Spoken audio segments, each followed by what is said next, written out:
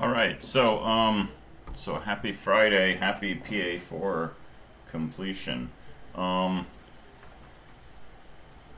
so I started grading a few of them, but I'd also seen some people's PA4s during the past week, and they look pretty good so far. So hopefully people finish that and feel pretty good about their solution. I want to make a few general comments, and I'll talk more specifically next week after I've graded these. But I'll make a few comments on PA4. But let me start by asking any takeaways, any aha moments, any new insights from anyone on object-oriented programming, Java, how to structure? Because this was really kind of like the first larger project that you were working on where you were doing pretty much all of the design yourself, right? I wasn't telling you which classes to make and what methods to make. It was largely, up to you to design it, and that's where you sort of get into a whole lot of deep learning about what objects are and how to use them. So, anybody got any reflections or insights to share or anything to discuss?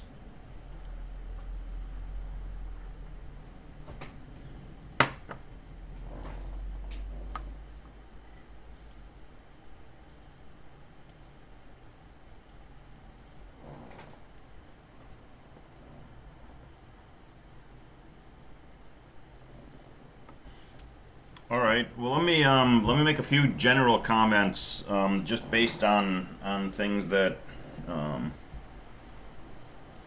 that I saw and heard. Repainting must take a lot of work for video games. Um, yeah. Painting is interesting, right? So you can do video games like this. Um, but there's a lot of layers of indirection, right? We're calling repaint, and something eventually sees that and calls paint, and that's all inside the structure of objects, and lots of calling of methods from other objects and so on. It's not entirely the most efficient way in the world to update something on a display. The other end would be, in machine language or assembly language, you could directly address the memory locations that are being scanned as the display is being drawn. Um, and, there's lots of spaces in between those 2 points. Um, so let's see. Question: is there a way to make sure it uses a GPU if possible instead of a CPU? So that's a JVM question, and I don't know the answer. I can almost guarantee, though, that the Java virtual machine is able to take advantage of GPUs, just because most systems have some sort of graphics specific processor. But I've never played around with that, and I got a new laptop recently, and it's Nitro. It's got a fancy GPU, and I don't know how to use it. Right? I get places in code where it says, turn this off, turn that on, and I really haven't dug into it. Um, but but yeah, I'm pretty sure that the Java virtual machine is smart enough to take advantage of that. But check the man pages on JVM, or do some googling, or let me know if you don't find it. So another comment: I wasn't able to test it on the server, so that was a little harder. Yeah, so if you have a Linux machine, right, that you're running on your laptop, for example, you can SSH dash uppercase X into the server and then test it there. It's a little slower, right? So it's not really where you want to be doing your development, but as kind of a final test, um, that's an option, and that's what I'm going to be using to test your submissions. Is I'll be running it on a Linux server, um, but displaying it on my laptop. Um, and really, you only need to sort of do that at the very end, just to make sure that there's nothing unique about your program that's not going to work for somebody else. For example, if you were using a different layout manager that you had downloaded and you forgot that it wasn't standard, right? Something like that might trip it up. Um, cool. Any other comments? I'm pretty sure it uses the graphics card because mine was reading the program as a game and gave me the option to activate the NVIDIA overlay. Well, that's cool. Okay, awesome. Yeah, I mean these things should be pretty smart about this. Um, I need to get more into GPUs myself because GPUs are actually a really, really rich source of processing power, right? There was a period when, the top supercomputers in the world were being built by Cray Research and IBM and so on. And then for a while, um, some of the top supercomputers in the world were actually being built on arrays of graphics processing units because these things will have sometimes thousands of cores inside that are capable of doing floating point operations, right, independently. And that's what a lot of scientific computing is. Um, cool. Okay, yeah, so other people getting interactions with their graphics cards. Um, good stuff.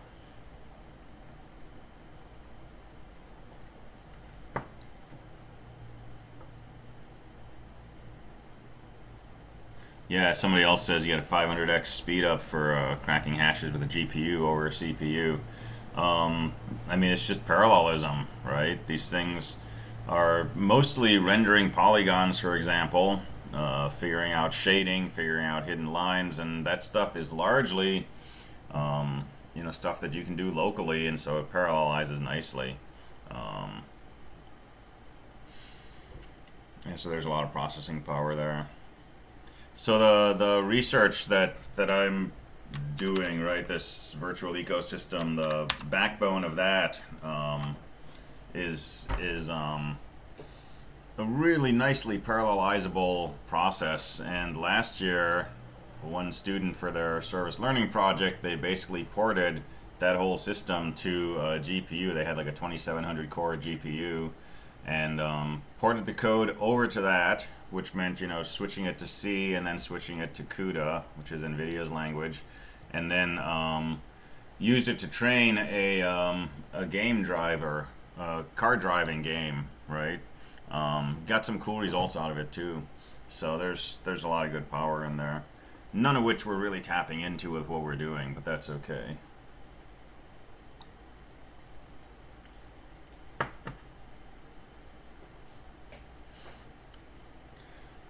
So a couple of things that I wanted to mention about Java and objects in general. One is variables. Okay, so in this game, for example, you need to keep track of whose turn it is, and whatever is looking at mouse clicks needs to know whose turn it is. Um, when you click on a button like when you're updating the display and showing whose turn it is, right, you need access to that information. It's possible that different objects from different classes are going to need access to that same information. And you can get tripped up, for example, by having something called, whose turn is it, and setting that variable up as a variable in different classes so that now the board object has a notion of whose turn it is, and the panel object has a notion of whose turn it is, and maybe the box array has a notion, and so on, right? And having too many variables can trip you up, right? So one option is to, just decide which object is going to keep track of whose turn it is, or what the score is, or things like that, and then have every other object read from that one object. A better way to do that is to write an accessor and a mutexer.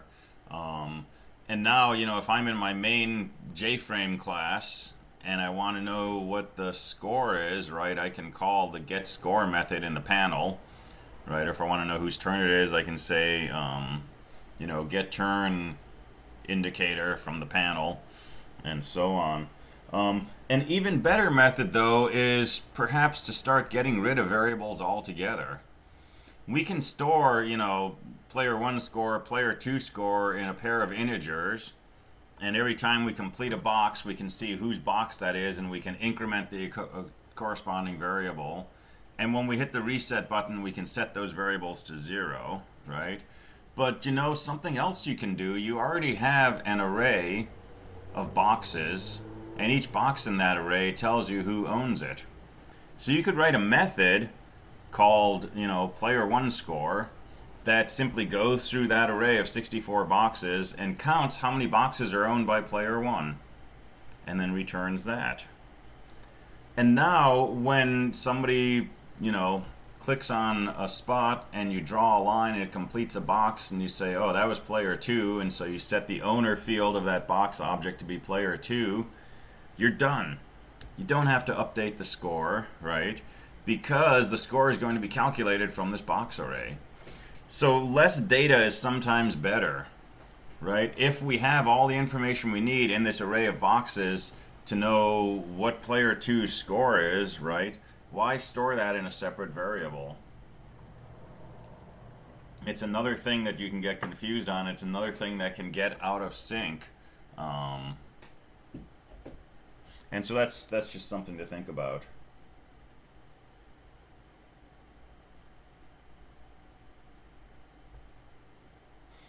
And this comes up, right, because when you click the mouse, right, ultimately you need to figure out where the person clicked.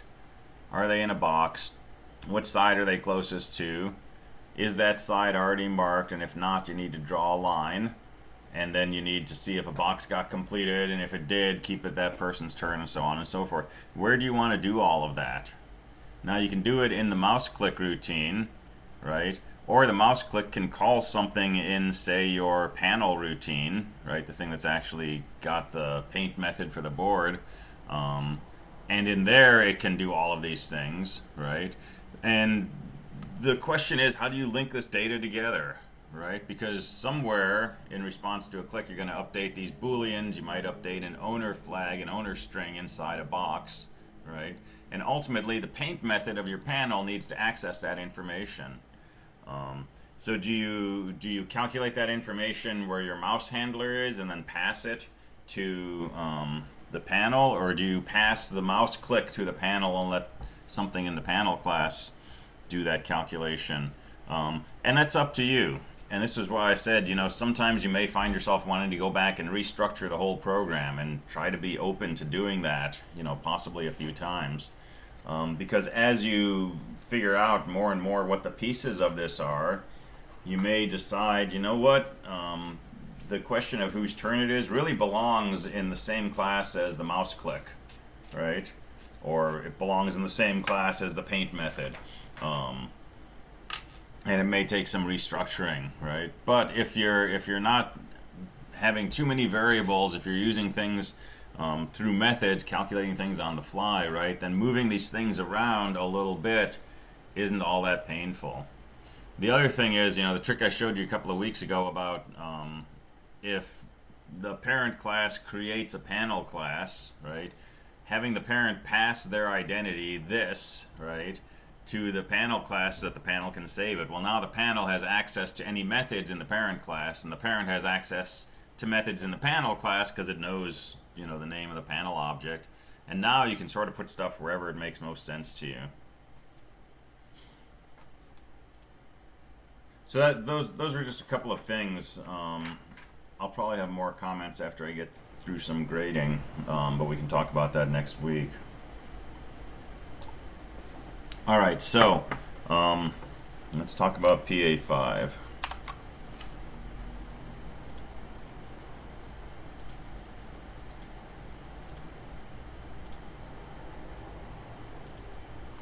Alright, so as promised, PA5 is a networked version of your dots game.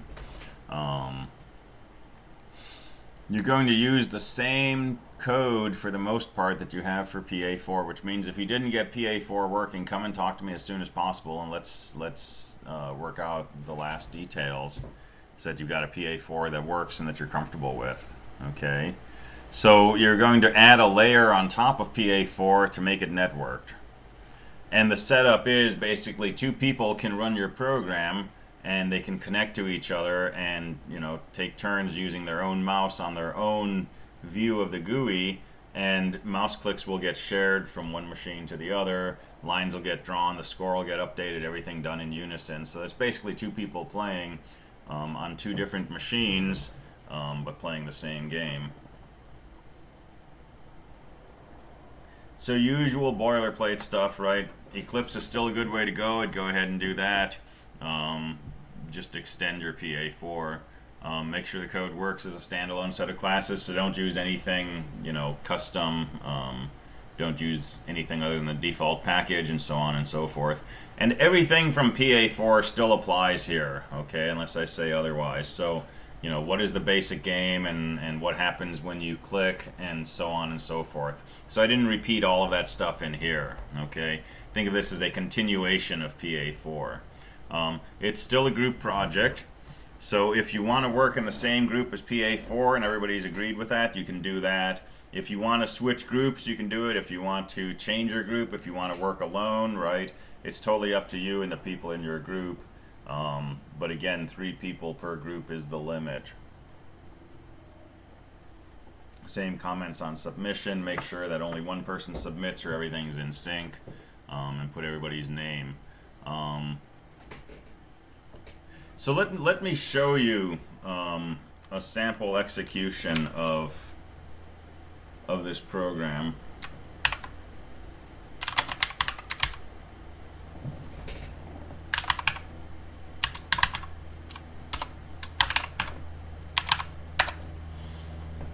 And this is also a way that you can speed up your development. So you can run this stuff in Eclipse, okay? And I'll show you how to do that. But running multiple programs at the same time in Eclipse is a little awkward, okay? It's a lot of pointing and clicking. You can hit the run button twice, or say run twice, and you'll get 2 instances, and you'll have 2 console windows at the bottom that you can drag out and separate and work with. But you can also do it from the command line, right? If you've got a Linux system. So I'm just going to make a pair of windows in my directory, and I'm just going to run this by saying java net dot. Okay, and my frames will come out on top of each other, but I've got 2 instances of this program running, one over here, one over here. Okay, so a couple of things. I want a radio button, okay, which lets me choose, am I going to be the server or the client? So we talked yesterday about client-server setups, right? All communications, you have a client and a server. Same thing with the NetDots game. So one person who's running this is going to have to declare themselves to be the server, and the other one will be the client. Okay, and that's just got to be negotiated ahead of time. And if you try to connect, as a client, and there's no server running, you're going to get an error. Okay, because you got to have a server. So I want a radio button, right, on the front of your GUI that lets you choose, am I going to be the server or the client? Okay, depending on who you are, this interface will change slightly. Okay, so if you're the server, you are player 1. If you're the client, you are player 2. And so this is comment on requirements. Okay, include a pair of radio buttons. One player must be the server, the other the client. Server is player 1 and gets to go first. Client is player 2 and goes second. Okay, I'm going to ask you to stick to that. Okay, don't make me figure out that the reason your program isn't working is because the server is player 2, right? So server is player 1 goes first. Client is player 2. And then depending on who you want to be, these widgets change. So if you're the client, player 1 is grayed out. Okay, you don't get to set player 1's name because you're player 2. But player 2, you can type your name in here. So this is Nick. And you can also specify the address of the machine you want to connect to. So this defaults to localhost, and I want that default in there. Okay, so I'm saying I'm going to connect to, somebody playing on this same machine. My name's going to be Nick. Now, if I decide I'm going to be the server, there's no host to specify because the server is running on your machine. The player 2 button is grayed out, okay, but player 1 is available to edit. So I'll put my name in there. My name is EEE, okay, and there's a start button. Okay, so for client, this button says connect to the server. For the server, this button says start the server. Okay, so typical gameplay. Two people decide they're going to play the game. Okay, they each start their own copy of NetDot. I'm going to say I'm the server. Here's my name, EEE. I'm going to hit the start button. Okay, and it's telling me, you know, player one EEE. And then the client will go ahead and they'll type in their name, and my name is Zebra Man. And I'm connecting on localhost, and I'll say connect. Okay. So at this point, you're just playing dots, and both players see that it is player one's turn, right? Player one is EEE. And if player two tries to click, it should ignore. Okay, I'm actually printing messages saying it's not your turn. But it should ignore. So player one clicks, there's a line, shows up on both screens, and now it's player two's turn. Player two being Zebra Man. There's player two, player one, player two, player one. Alright, player two is going to complete a box. You get a Z in both boxes, and it's still player two's turn. So player two goes here.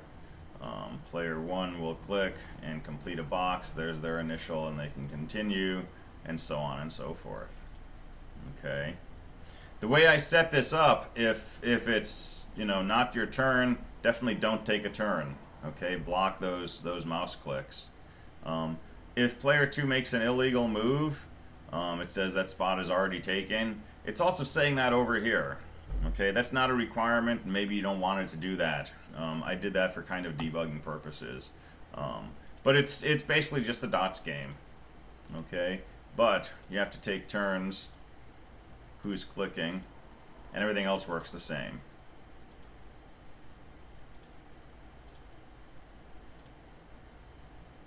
Alright, once the game is going, your start or connect button becomes a quit button. There's no restart.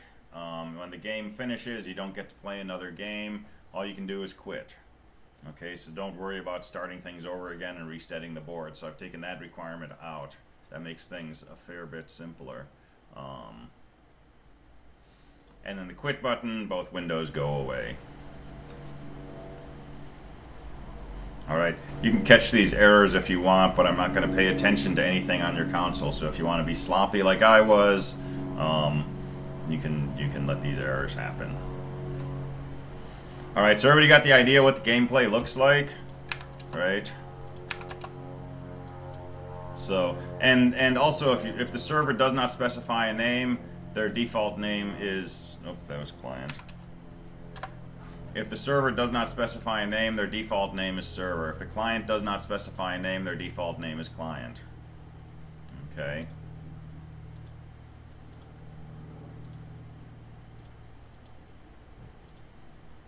And yeah, it's not exciting because these windows are 3 inches apart, right? But they could be other machines. And that's pretty cool. Alright, so let's go through the written assignment with that in mind, all of that. So your program should include a pair of radio buttons for choosing whether you're the server or the client. You need one of each to play the game. Server is player 1, client is player 2. Okay. Depending on whether you are the server or client, your GUI has the following aspects. For the server, the start button will create basically a server socket to accept connections on port 1234. Okay, we'll talk about threads in a minute. The player 2 text field is set to non-editable, so it's grayed out. And if no name has been set for player 1, set the name to server, so that's the default name. And if you want to just set that up by default, right, set that as the default value, that's fine. And once player 1 hits the start button, it's their turn.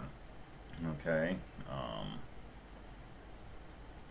Once they've been connected to. If you are the client, if your radio button says I want to be the client, you should have a host ID field with a default value of localhost, but you can specify other machines that you want to connect to. The start button should be relabeled connect. The connect button will create a socket and try to connect to whatever the host ID is, port 1234. Player 1 text field is grayed out. Player 2 is set to client if it was not specified. And you're now waiting for a move from player 1. And I'll let you assume that you know that things are kosher. If you try to play NetDots with someone at Google.com, right, it's going to try to connect to port 1234. It'll wait for about 30 seconds and eventually it'll time out. And there's probably alarms going off at Google right now, like someone's hacking our machine. No. And so that's okay. I'm not asking you to do any kind of rigorous, error management for connection issues. So you can assume the server's going to start first. It's going to, be waiting for a connection, and then the client's going to go in and try to talk to a server that exists. Okay, so don't worry about, retrying or things like that. This should have given up by now. Maybe I don't know. Watch me like DDoS Google or something. All right. So that's the radio button for server or client. Once you've hit either the start button or the connect button, relabel the button to quit, which will terminate the game. No replay is required. Connection's only for a single game. Okay, once the game is started, first thing you're going to do is introduce yourselves. Okay, so I'm a server and my name is, Nick, and I'm a client and my name is Jesse. And the server is started, right? But I don't know the client's name, and the client doesn't know my name, right? Because we haven't connected to each other yet. Okay? So once the connect button is hit, you're going to swap names. Okay? So now the client knows the server's name is Nick, and the server knows the client's name, which is Jesse. And now you know my middle name, which is Jesse. All right? So once you make the connection, first thing you do is swap names. All right. After that, it's just the usual gameplay. Okay. PA4, you physically took turns holding the mouse and clicking. PA5, each person has their own mouse and their own game board, and they take turns clicking. But everything else should be the same. The board update, the score update, whose turn it is, should all be the same as PA4. But both programs, the server and the client, are going to update their boards accordingly, which means you're going to have to send information back and forth to share information about mouse clicks. But that's really all you have to do. Just keep both programs in sync as far as where was the mouse clicked. Because your code is already set up to take a mouse click, and if it's legal, draw a line, and if it doesn't complete a box, switch to the other player's turn. Okay, so it's a few extra steps on top of PA4, and so here's my suggestions for setting this up.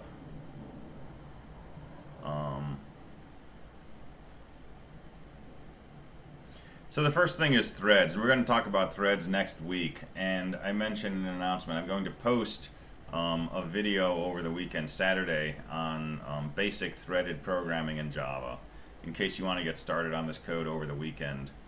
That will help. But basically a thread is like another process that's running at the same time as our main process. So what your code is going to do when you hit the start button, you're going to create a new thread, okay, a new process, which here I'm just calling net thread. You can call it whatever you want. But the net thread is going to basically be responsible for sharing messages with the other program's net thread.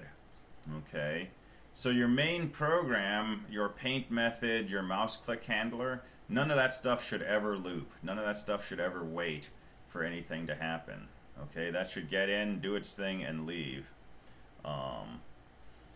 And so anything like, checking to see if there's a message, waiting for a message, things like that, making a socket and waiting for a connection, those things are going to be handled by a separate thread. Let's see, we have a question. Could you set up a server on a VPS and set up peer-to-peer connections from that for extra credit? You could do it for fame and glory for sure. I don't think I want to open this up to extra credit because there are a lot of possibilities for that.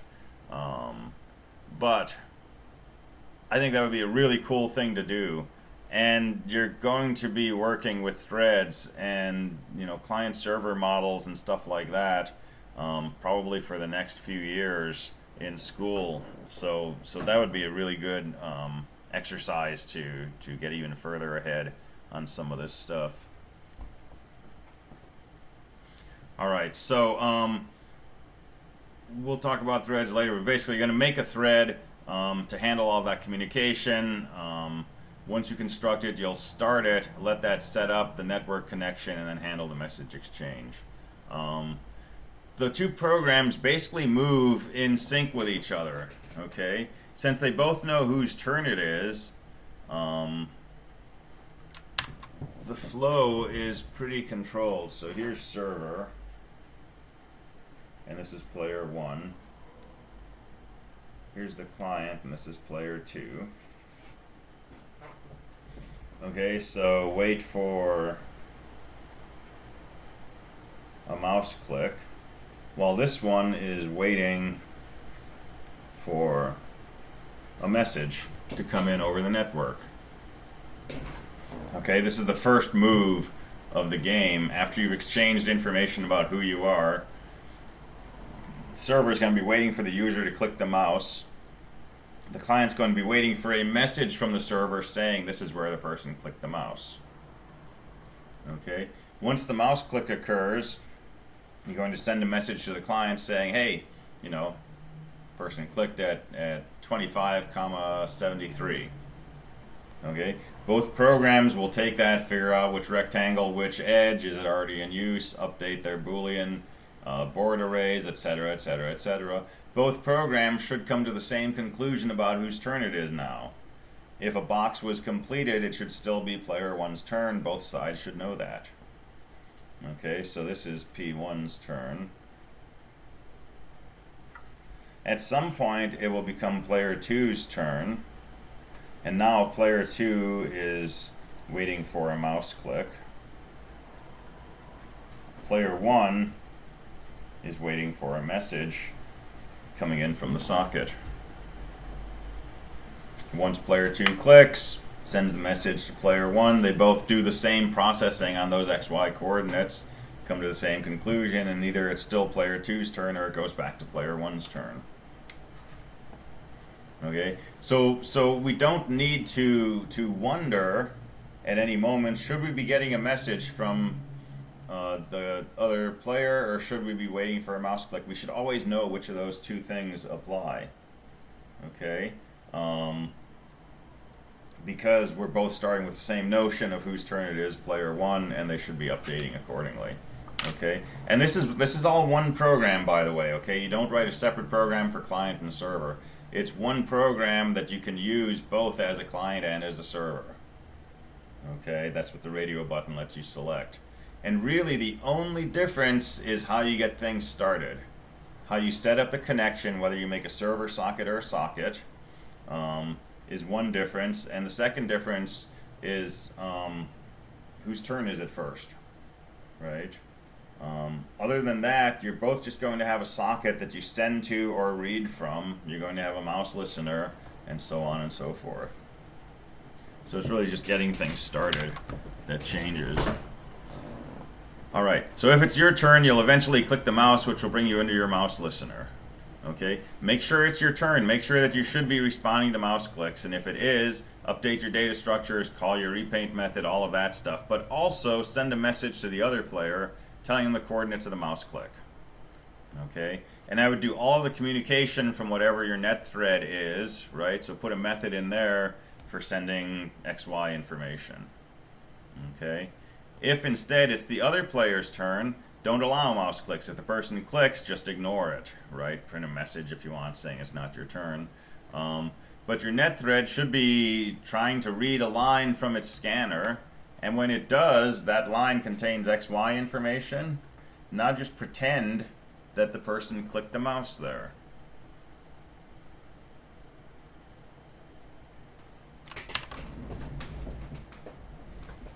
So what does this look like?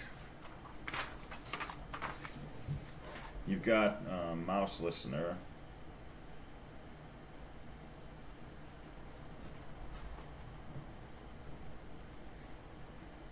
So, you know, x equals arg0 get x.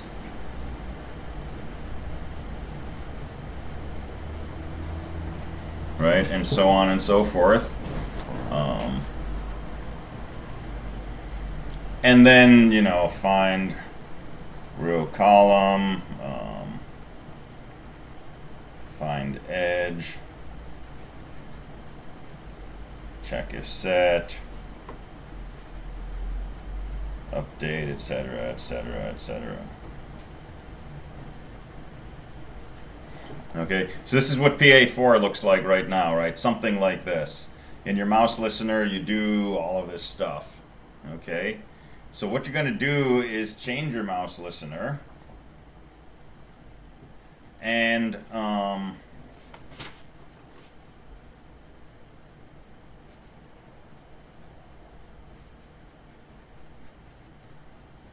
take all of this code, put it in a separate method.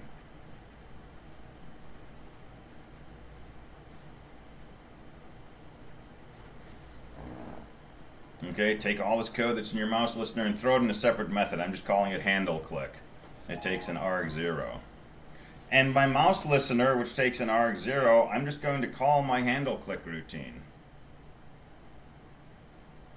Okay, so I haven't changed anything, right? Instead of just doing this code in the mouse listener, I'm calling this code in a method. But then after that,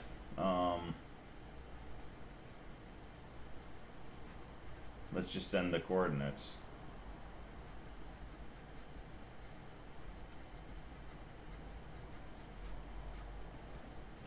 Right, so have some kind of way to talk to your thread class to basically send the coordinates of this mouse click to the other player.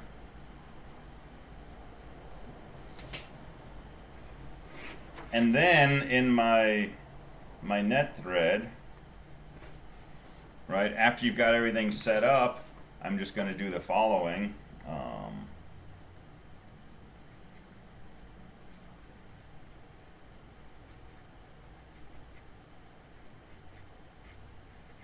Right, make a loop while you have stuff coming in from your socket.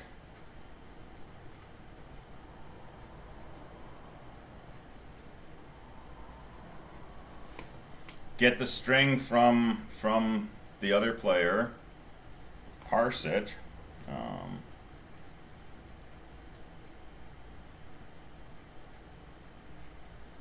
into a pair of coordinates. Okay, we'll talk about the language for this in a second. But basically, you're getting a pair of coordinates from the other player, right? Break those into x, y's, and then just call your handle click routine. Okay, in other words, call your thing that's handling a mouse click. Okay, maybe make this an integer x, integer y instead of passing an arg. It's up to you. But basically, when you get a mouse click, right, call your code for responding to that, and then send your coordinates to the other player. In your net thread, constantly read a line from the other player, and when you get a pair of coordinates, call this click handler. Right? And it's going to make your code do exactly the same thing as if somebody clicked a mouse, right? Except in your actual mouse listener, make sure it's your turn.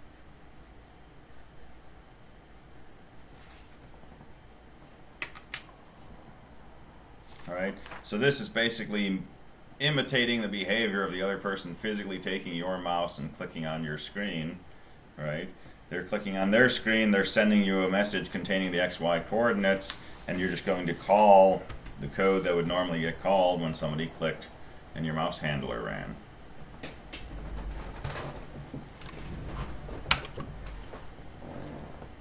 All right, so that's what all of this stuff says. Communication protocol. So there's basically three things that you need to pass between client and server, maybe only two.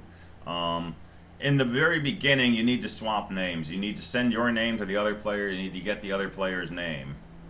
And then while the game is playing, you need to constantly be able to send XY coordinates of mouse clicks or get XY coordinates of mouse clicks.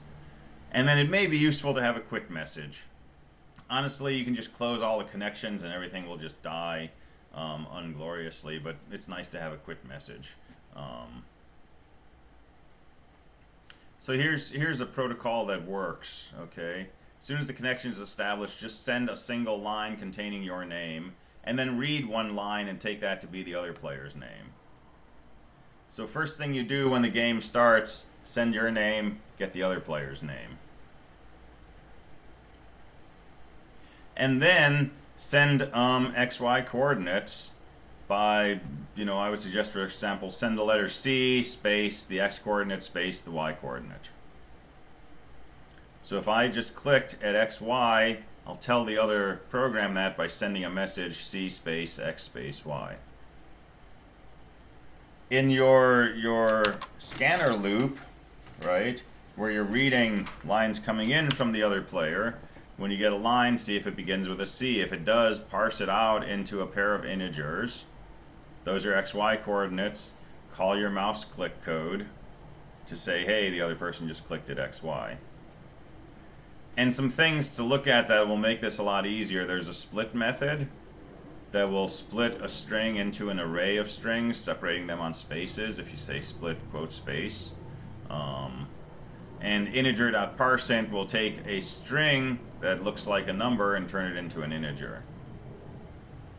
Okay, so those are useful. And then if you get a line beginning with a Q, that's a quit message.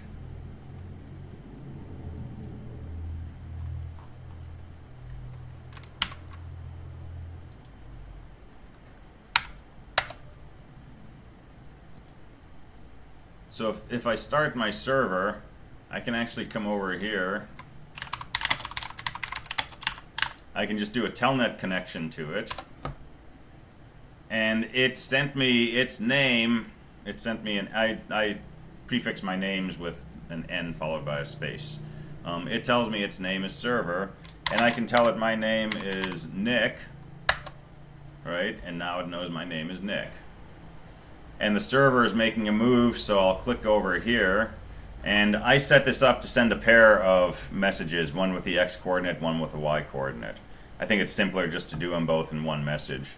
But if I want to simulate a click somewhere, right, I can say, okay, well, the client is going to click at an X position of 202 and a Y position of 93, right? And that simulates a click right here. So it may be helpful as you're developing this, to start with, say, the server side and use something like Telnet to mimic what the client's going to send. That can help you nail down, the communication protocol which you're developing, okay? And that can help with debugging as well. So I'm going to hit quit, and you can see I got my Q message from the server. All right, so general stuff. Okay, lots of different ways to structure this. Think about these. This way that I've described lets you reuse PA4. Add a little bit in the beginning and then another layer during gameplay. And if you stick to this, if you use this as your message for coordinates and so on and so forth, then you can play with other students as well. Okay, but I'm only going to grade your program by running it twice, right, and playing with myself with it. So your program only has to be internally consistent. If you're doing something totally different from somebody else, that's totally fine. Okay, so I'll only be testing your code against itself. All right, quick overview of grading. Files are downloadable and compilable, 15 points. Game starts, draws a GUI, has radio buttons and text fields and so on, 15 points. If the radio buttons change the GUI as described above, graying out certain areas, making certain areas available, and so on, that's another 10 points.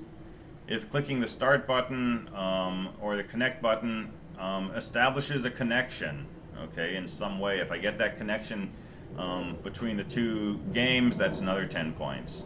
If they exchange their names at that point and display them properly, that's another 10 points. Okay, so you got a bunch of points already. 20 points for handling mouse clicks. This means you click, a line gets drawn, if a box is filled in, an initial gets updated, scores get updated, the person's turn gets updated, in sync on both sides. Okay, that's the real sort of heart of the gameplay. That's 20 points. If it successfully keeps track of whose turn it is and does not allow out-of-turn mouse clicks, that's 10 points. That's really one if statement, okay? And then if the quit button will cause both sides to exit, that's your final 10 points. Okay, main class is called net dot, no S on it. I don't know why. Put it in a repo called CSE223 net dot.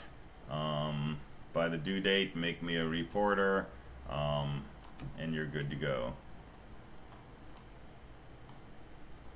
All right, we got 3 minutes for more questions. We got a lot more to say about this on Monday, but this should get you started. And like I say, I'll post a video on basic threading tomorrow.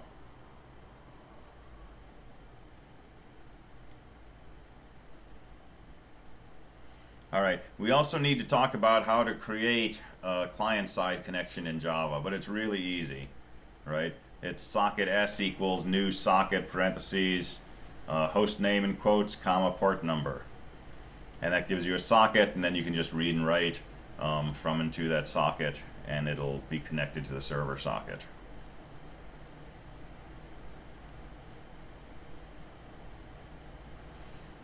Okay, this is a definite step up, not only from PA4, but from what I've done in past years. Okay, but seriously, this class is doing really well with these concepts, and I think we can take it to this level.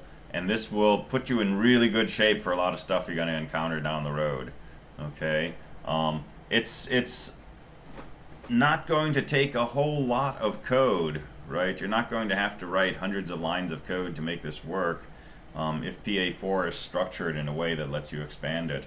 But you got to get the right, 20 or 30 lines of code for this to work.